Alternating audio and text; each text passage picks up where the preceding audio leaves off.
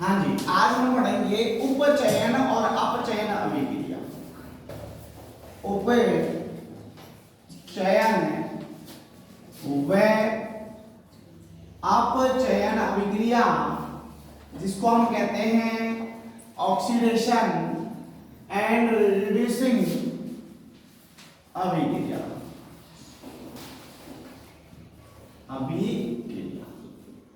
हाँ, तो देखिए सबसे पहले उपचयन और अपचयन अभिक्रिया। उपचयन अभिक्रिया किसको कहते हैं? सबसे पहले उपचयन अभिक्रिया के बारे में पढ़ते हैं। उपचयन अभिक्रिया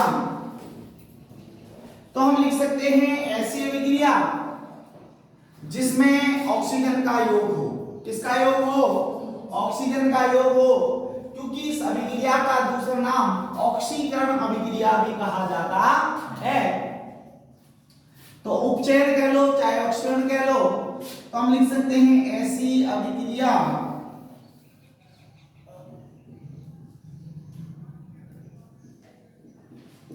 जिनमें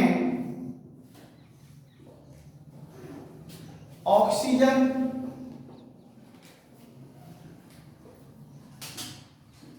का योग हो, ऑक्सीजन का योग व हाइड्रोजन का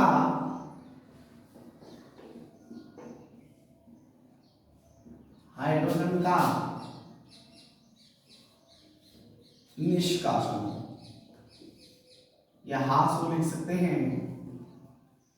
क्या हो? ह्रास। ऐसी अभिक्रियाओं को हम उपचयन अभिक्रिया कहते हैं। ऐसी अभिक्रिया जिनमें ऑक्सीजन का योग हो और हाइड्रोजन का ह्रास हो। योग का मतलब है जहां ऑक्सीजन जुड़ेगी, जहां पर भी क्या जुड़ेगी? ऑक्सीजन जुड़ेगी। जैसे मैंने आपके सामने एक उदाहरण लिखा, मैग्नीशियम का दहन। मैग्नीशियम का दहन। अब देखिए मैग्नीशियम एक रिबन के रूप में रहेगा यहां पर। अब देखिए जब हम मैग्नीशियम का दहन कर रहे हैं तो आपको पता है जलने में या दहन करने में सहायक गैस कौन है? ऑक्सीजन।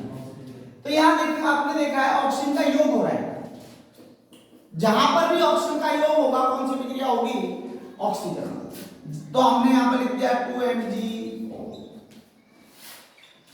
एक उदाहरण और ले लेते हैं, उदाहरण नंबर 1 और उदाहरण नंबर 2।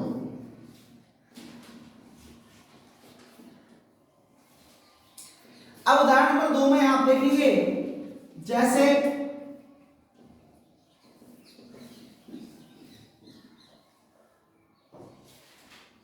ग्लूकोज या कह सकते हो कार्बोहाइड्रेट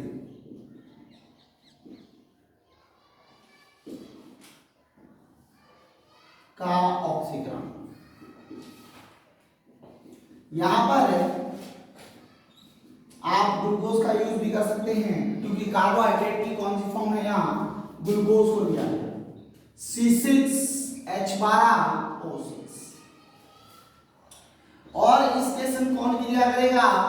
ऑक्सीजन।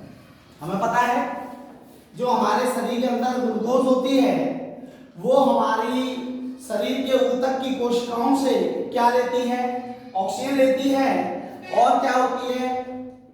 जो ग्लूकोज है वो विघटित होकर कार्बन डाइऑक्साइड गैस और क्या देती है? जल देती है। क्या देती है? कार्बन डाइऑक्साइड गैस और जल देती है। तो आपको पता है जब यहां पर करेंगे तो 6CO2 + 6H2O।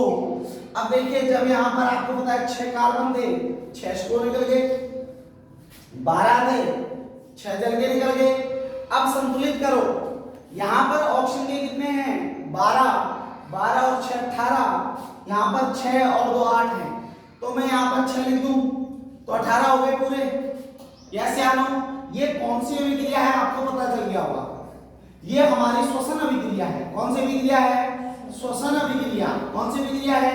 श्वसन अभिक्रिया। अब देखो इसमें जो कार्बोहाइड्रेट है ये विघटित होता है ऑक्सीजन की उपस्थिति में, और संग में मैंने जहां भी कहा था जहां भी CO2 निकलेगी वहां क्या उत्पन्न होगी? ऊष्मा। क्या उत्पन्न होगी? ऊष्मा या ऊर्जा। ऊष्मा या क्या उत्पन्न होगी? ऊर्जा कह सकते हो। क्या कह सकते हो? ऊर्जा, एनर्जी। ठीक है, तो ये भी देखो एक प्रकार का क्या है? ऑक्सीजन अभिक्रिया। देखो क्योंकि ऑक्सीजन का योग हो रहा है अभिक्रिया में, किसका योग हो रहा है? ऑक्सीजन का योग हो रहा है। यस या नो? तो जहां भी आपको देखो ऐसे अभिकारक के साथ ऑक्सीजन प्लस दिखे, ऑक्सीजन क्या दिखे? प्लस, तो हम उसको कौन सी अभिक्रिया कहेंगे? ऑक्सीजन अभिक्रिया। देखिए कई बार हम एक बात और भी ध्यान रखें, जरूरी नहीं है यहाँ ऑक्सीजन भी हो, यहाँ कोई अन्य तत्व भी हो सकता है, जैसे Cl भी हो सकता है। अब जैसे मैंने कहा यहाँ पर Mg प्लस Cl2, तो आप कहोगे सर इसमें तो ऑक्सीजन है ही नहीं, तो हम कैसे पता करेंगे कि ये कौन सी अभिक्रिया है?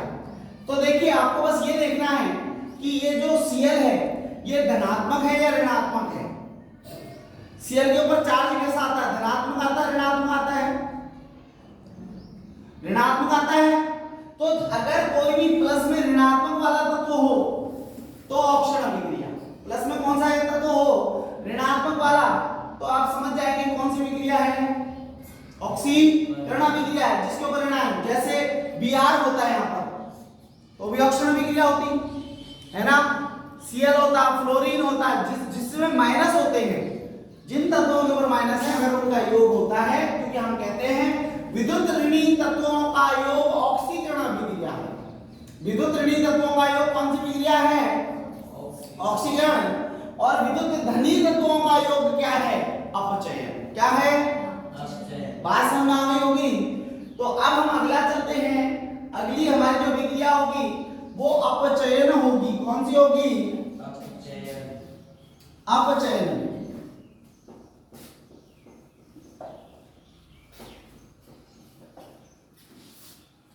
हाँ जी, तो आप देखिए यहां पर हम कौन सी अभिक्रिया करेंगे?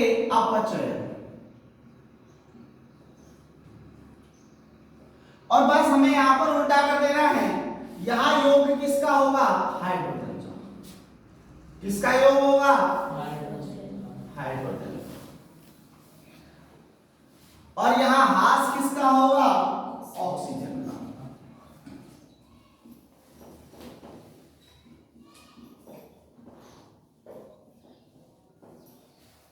ठीक है, अब एक बात ध्यान रखो, अगर किसी चीज का ह्रास होता है तो उत्पादन निकलती है। कहां निकलती है?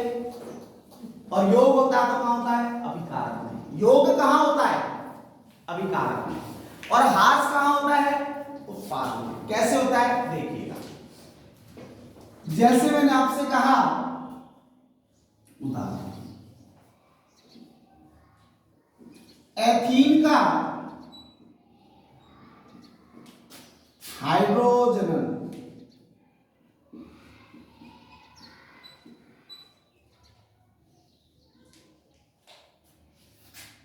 या एथीन का ऑप्शन लिख दो, एथीन का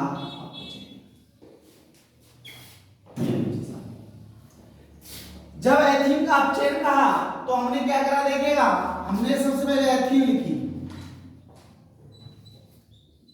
ये हमारी एथीन, और हमने इसका क्या किया, इस पर हाइड्रोजन का योग किया, क्योंकि यहां पर किसका योग कह रहा है? हाइड्रोजन का। यस या नो? तो हाइड्रोजन का योग किया तो याद रखना यहां पर डबल बॉन्ड है, यानी डबल आबंध है। कितने आबंध हैं? 2 आबंध। और जब हाइड्रोजन जुड़ती है तो ये डबल आबंध किस आबंध में बदल जाएंगे? एकल आबंध में। किसमें? यानी कि यहाँ पर डबल एक में परिवर्तित हो जाएगा। क्यों होगा? क्योंकि एक हाइड्रोजन ऊपर जुड़ेगी और एक हाइड्रोजन नीचे, यानी बराबर हाइड्रोजन का योग होगा दोनों पक्षों में। अब जब ऊपर नीचे जुड़ेगी तो ये बन जाएगा CH3 सिंगल बॉन्ड CH3। अब आपको सर आपको पता कैसे चला कि यहाँ ऐसा ही होगा? देखिए कार्बन में 4 आबंध होते हैं। कितने आबंध होते हैं? 4। अब 4 आबंध यहाँ पूरे हैं, देखो 2 तो ये दो ऊपर है, कार्बन के 4 हो गए, दो ये रहे, दो नीचे रहे, कार्बन के 4 हो गए। अब यहां से अगर ये इसको जुड़ना चाहता है तो यहां से एक आबंध तोड़ना पड़ेगा, क्योंकि पदार्थ का निर्माण आबंधों के टूटने और बनने से होता है, पता है ना। अगर किसी अभिक्रिया का निर्माण हो रहा है तो उसमें जो उत्पाद बनते हैं उसमें अभिकारक के बंध टूटते हैं और उत्पादों के नए बंध बनते हैं, इसलिए यहां से डबल बॉन्ड टूटेगा। तो अब यहां पर कितने हो जाएंगे, 1 3 और यहां भी 3। कैसे, जब ये बॉन्ड टूट जाएगा, ये बॉन्ड टूट गया तो यहां भी 3 यहां भी 3, हाइड्रोजन के कितने हैं 2, तो एक इसको दे दे और एक इसको, तो देखिए 3 और 1 4, 3 और 1 4 हो गए ना, फिर से 4। तो यानी कि एथीन जो है, अगर आप एथीनों में हाइड्रोजन का योग करेंगे तो आपको एथेन प्राप्त होगा। क्या प्राप्त होगा, एथेन। समझ में आ गई, रियासियानो। तो आपका अपचयन अभिक्रिया आपको पता लगी, ऐसी अभिक्रिया जिनमें हाइड्रोजन का योग होता है और ऑक्सीजन का क्या हो जाए, ह्रास हो जाए, ऐसी अभिक्रियाओं को हम क्या कह देते हैं, अपचयन अभिक्रिया कहते हैं। कौन सी अभिक्रिया कह देते हैं, अपचयन अभिक्रिया। जैसे इस एक अपचयन अभिक्रिया का एक उदाहरण और बता देते हैं। इस अपचयन अभिक्रिया का आपको एक उदाहरण और बताते हैं। हाँ, जैसे देखिए उदाहरण के लिए, उदाहरण सेकंड। अब उदाहरण सेकंड में हमें यह बताना है कि यह हाइड्रोजन का योग हो रहा है या नहीं हो रहा, ठीक है। अब देखिए जैसे आपको पता है वनस्पति घी का निर्माण, यह भी एक अपचयन अभिक्रिया है।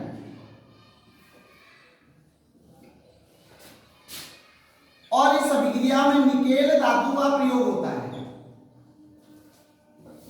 अब बताओ, यहां पर डबल बॉन्ड आ गया फिर से। अब हाइड्रोजन जुड़ेगा ना, एक इस कार्बन से और एक इस कार्बन से, तभी तो 4 होंगे। भाई देखो यहां डबल बॉन्ड है, प्लस क्या है, हाइड्रोजन, प्लस क्या है, हाइड्रोजन।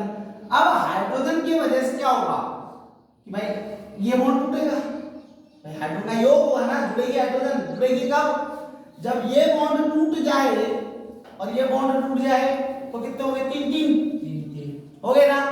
अब देखो 2 हाइड्रोजन में एक इस पर जुड़ जाएगा और एक इस पर, यस या नो। तो हमारा यहाँ पर क्या बन जाएगा, R R C, एक H ऊपर जाएगा, C एक H ऊपर जाएगा, R और एक, बोलो समझ में आ गई। इसको हम कहते हैं एल्कीन। क्या कहते हैं, एल्कीन। और इसको बोलते हैं संतृप्त एल्कीन। क्या बोलते हैं, संतृप्त एल्कीन। ये हमारा संतृप्त एल्कीन होता है,